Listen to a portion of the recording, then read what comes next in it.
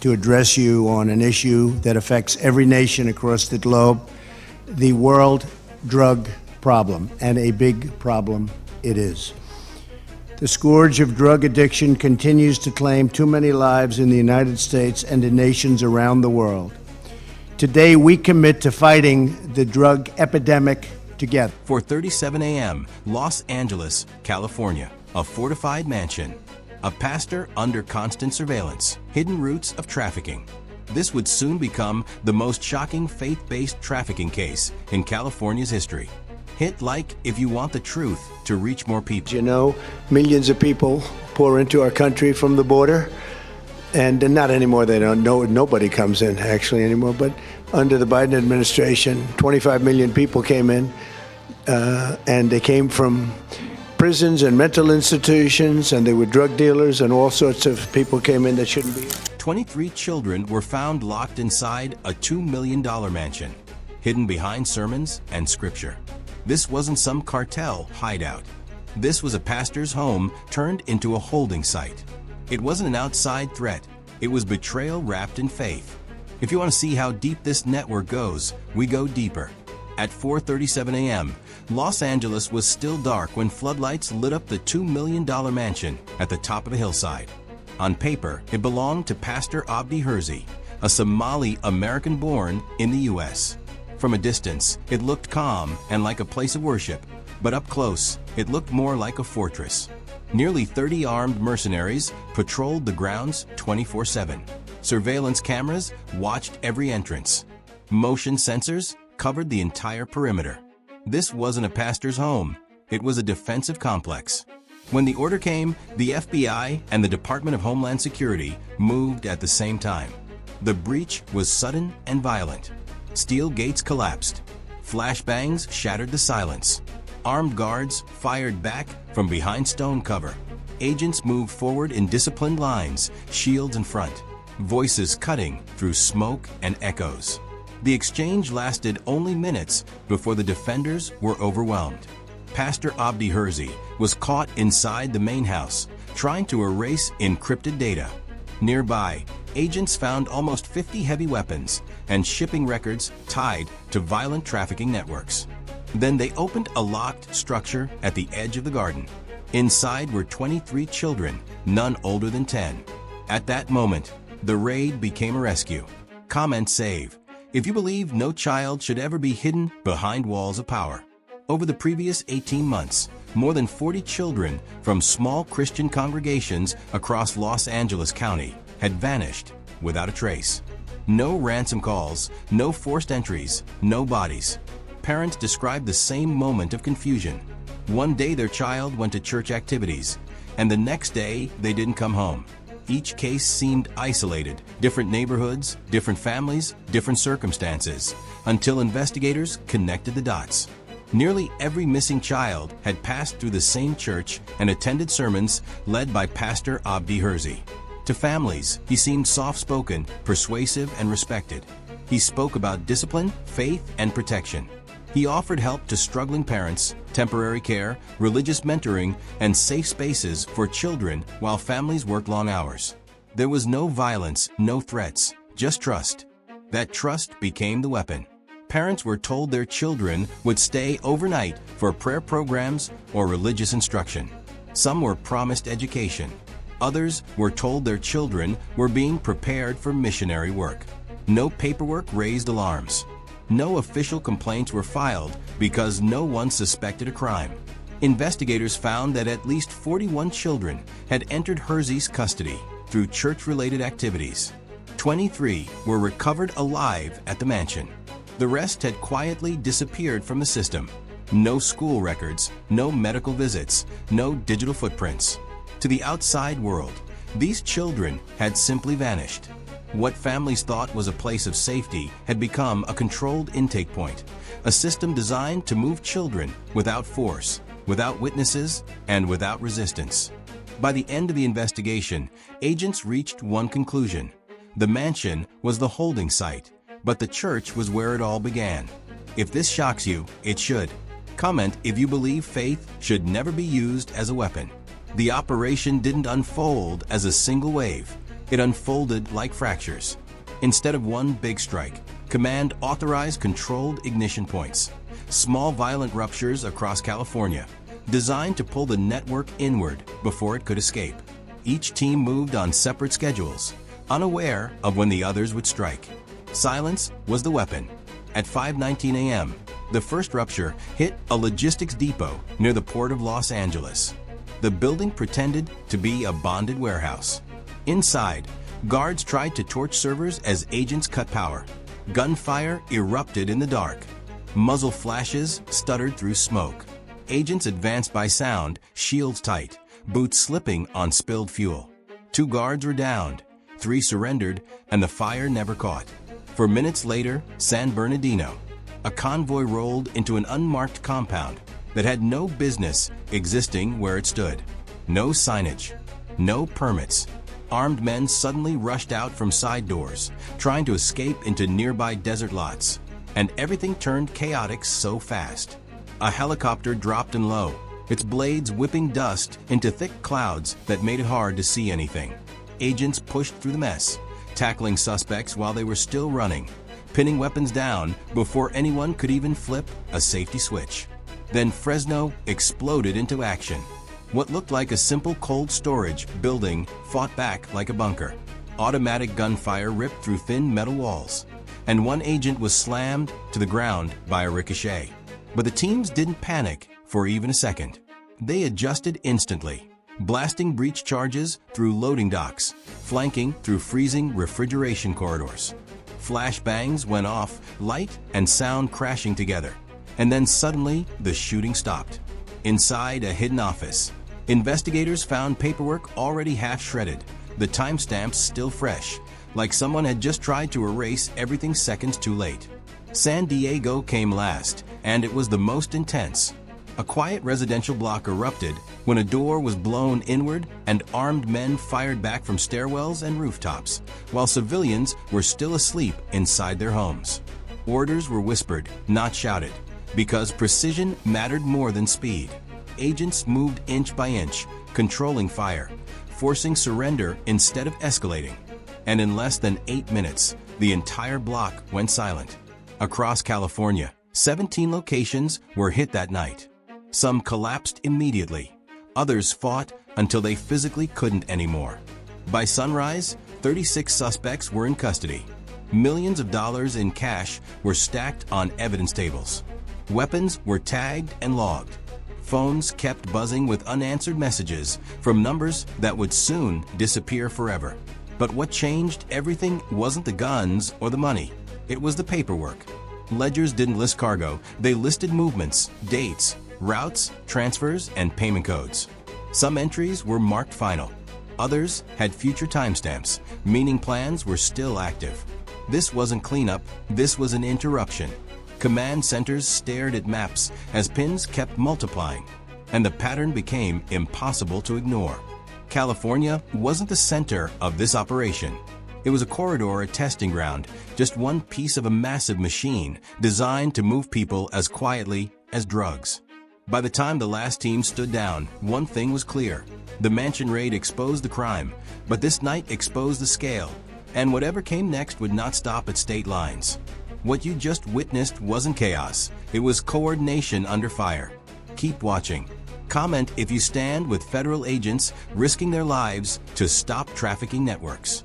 The statewide strikes answered one question, but opened a far darker one. As evidence from across California was pulled together, analysts noticed something deeply unsettling. The routes, payment methods, and security systems weren't improvised. They were standardized.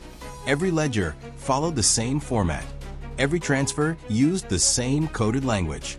Every shipment, whether labeled as electronics, textiles, or charity supplies, moved on the same timing windows. This wasn't a local crime ring making things up as it went. This was an imported system. Financial analysts traced wire transfers through layers of shell companies spread across multiple countries. Donations from religious charities blended into logistics payments, split, laundered, recombined, and then vanished overseas. When the money trail was finally rebuilt, it pointed again and again to one source: Afghan drug cartels. These networks are far bigger than the image people have in their heads. Based largely in Afghanistan, they control one of the largest heroin and opium operations in the world, with federal estimates showing more than 80% of the world's illegal opium comes from regions under their influence. But drugs are only part of what they move. The same routes that carry narcotics also carry people. Investigators confirmed these cartels operate like hybrid machines, part trafficking syndicate, part paramilitary force. They survive on strict discipline, separation of information, and absolute silence. No cell knows the full picture.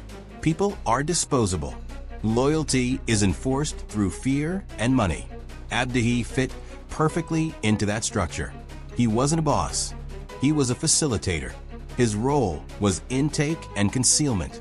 Using religious authority, he identified vulnerable families, gained temporary custody without resistance, and held children until transfer orders arrived. The mansion was never the final stop. It was a buffer, a waiting room for human cargo, until international routes were cleared. Shipping documents recovered during the raids confirmed overseas coordination, with containers flagged for priority clearance, weights intentionally mismatched, and shipments leaving U.S. ports under humanitarian exemptions or routed through third countries before disappearing into conflict zones where oversight no longer existed. Even more disturbing were intelligence links tying these cartel networks to armed extremist groups. Not every operation was ideological, but money from drugs and trafficking consistently flowed into weapons purchases, training camps, and insurgent financing. Every child moved wasn't just a crime, it was currency. For federal command, the message was immediate and terrifying. This was no longer just a domestic trafficking case. It was a national security threat hidden inside everyday civilian spaces, churches, charities, ports, supply chains, places people are taught to trust. Analysts briefed leadership with one brutal conclusion: removing Abdihi would not be enough. Dismantling the system wouldn't be easy, and at best it would only slow it down, because the cartel's model was built to survive. It was designed to replace people, reroute money, and restart operations within weeks. And that realization completely changed the mission. What started as a rescue operation had now crossed into something much bigger, almost like counter-network warfare. The goal was no longer just arrests.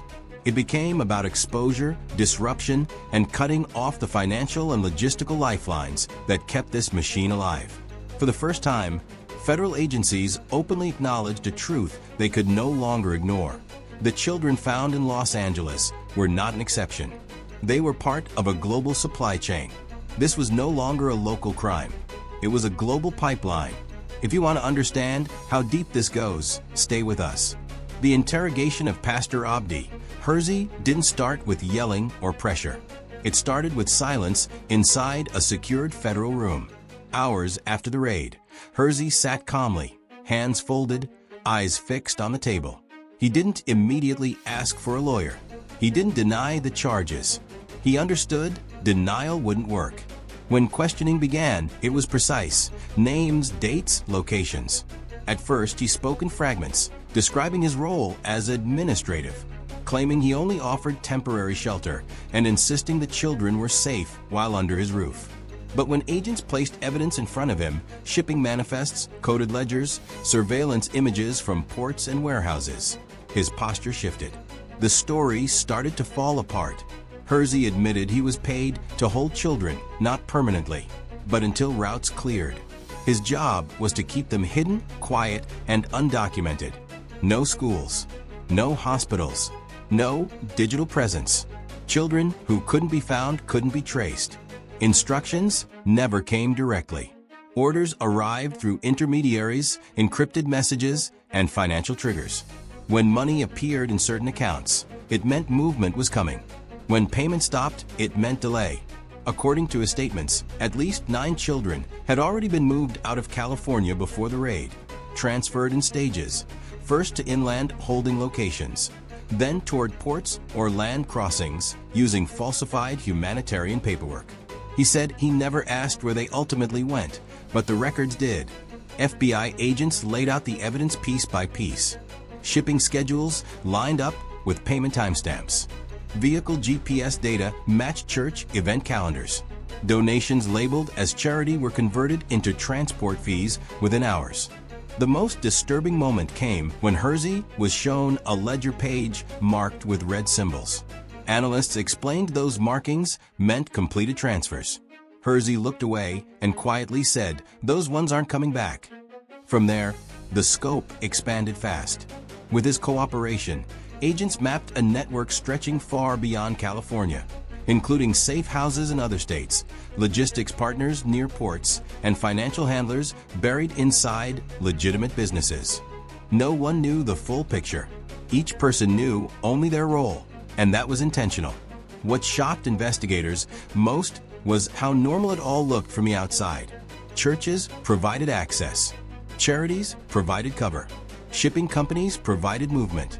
No single action looked criminal on its own. Only when everything was layered together did the truth appear. By the end of the debriefings, command teams were forced to face a brutal reality. Even with arrests and seizures, the network was still alive. Routes could be changed. Money could be replaced. New facilitators could step in. Hersey hadn't built the machine. He had only operated one of its doors. As reports were finalized, one conclusion hardened across every briefing room. The children rescued in Los Angeles were survivors of timing. Others had already passed beyond reach, and stopping what remained would take more than arrests. It would require dismantling the very system that made disappearance possible. Some answers come too late. If you believe systems that erase children must be dismantled, press like to keep this story visible. The arrests didn't bring closure, they brought urgency. As interrogation reports and raid findings were compiled, federal leadership reached a sober conclusion. Removing Abdi Hersey and his California network disrupted the flow, but it did not stop it. Too many financial channels were still open. Too many routes remained untracked. The machine had been wounded, not destroyed. Within 48 hours, the case was elevated beyond a standard trafficking investigation. Joint task forces expanded under FBI coordination, pulling in international partners, port authorities, financial crime units, and counterterror analysts. New orders went out. Follow the money forward, not backward, and watch for replacement activity, not just exposed routes. And almost immediately, what investigators feared began to surface. Shell accounts coming online again. Accounts connected to Hersey went dark, but at the same time, parallel accounts activated elsewhere. Shipping schedules changed names, but not behavior. Charities disappeared on paper, only to reappear under new registrations. The network was adapting in real time. Analysts identified at least 6 new facilitators stepping into roles left empty by the arrests. None had criminal records. Some held respected positions in community organizations. One worked inside a licensed logistics firm. Another ran a religious nonprofit less than 50 miles from the original church. This was no accident. It was redundancy by design. Field teams quietly carried out follow-up operations. No press, no spectacle. Financial seizures were prioritized over arrests, aiming to starve the network before it could reorganize. Ports increased inspections under emergency authority. Cargo that had previously passed without scrutiny was now flagged, delayed, or dismantled. Still, the hardest part remained unresolved. Some children moved before the Los Angeles raid were found months later, alive but hidden in remote regions, terrified to come forward. Others were never found. Intelligence suggested some had been transferred into conflict zones where records didn't exist and witnesses did not survive. Families were notified carefully. Some got answers, others only probabilities. For agents involved, the case left a permanent mark. Many entered law enforcement expecting to confront obvious violence, guns, drugs, gangs, but few were prepared for a system that weaponized trust, faith, and routine paperwork to erase lives quietly. Final briefings didn't end with success statements. They ended with warnings. The infrastructure that allowed this network to operate still exists. Churches still gather children. Charities still move money. Supply chains still cross borders faster than laws can follow. Awareness had increased, But awareness alone cannot dismantle a system built to survive exposure. As task forces remained active and international leads emerged, one truth guided every ongoing operation. This was never just about one pastor, one mansion, or one state. It was about a method, one that could reappear wherever trust goes unquestioned and movement goes unexamined. The hunt continued, not as a single operation, but as a standing mission, because somewhere beyond the last raid map, the network was already rebuilding. And this time, federal agencies intended to be waiting. The arrests made headlines, but the method survived. What happens next matters. The investigation did more than expose a trafficking network. It forced the nation to confront a truth many preferred to ignore. When faith is misused and power goes unchecked, darkness can grow in places never meant to hold it. The lesson was not about religion itself. It was about individuals who weaponized it. Pastor Abdi Hirsi did not represent Christianity, nor the countless pastors who genuinely protect their communities. He represented something far older and more dangerous: the exploitation of trust for personal gain. Throughout history, criminal networks have used politics, charities, and religion as vessels, because people instinctively lower their guard around institutions meant to guide and protect them. The Afghan cartel operatives working through him did not care about sermons or scripture. They cared about access. Access to families, to children, to documents, to legal shields, to the credibility that churches, nonprofits, and community programs naturally carry. When a system is built on trust, the threat comes not from the system itself, but from those who infiltrate it. Federal analysts reported that Hirsi's network operated quietly for years because people hesitated to question a religious figure, a nonprofit, or a man of guidance. In the world of organized crime, hesitation is oxygen. Agents emphasize this case is not a condemnation of faith. It is a reminder that faith without accountability becomes vulnerable, politics without oversight becomes blind, and communities without vigilance become targets. The children were never victims of religion. They were victims of individuals hiding behind religion, counting on society to hesitate. As the federal task force expanded nationwide, churches and organizations began implementing stronger protections: background checks, audits, independent oversight, child safety protocols, and real-time reporting systems. Not because faith is dangerous, but because trust must be protected, not assumed. In their final briefing, federal commanders repeated a message echoing across every major operation since: institutions worth believing in are strong enough to be questioned. This case became more than a headline. It became a lesson about vigilance, community responsibility, refusing to let symbols of hope be twisted into shields for exploitation, and above all, listening when something feels wrong, even when the person responsible wears a robe, holds a title, or speaks the language of purity. If you believe protecting children must always outrank protecting reputations, comment, protect the innocent. If you believe faith should never be a hiding place for crime, comment, truth over power. And if you believe stories like this must continue to be exposed, hit like and subscribe so this message reaches more people who need to hear it.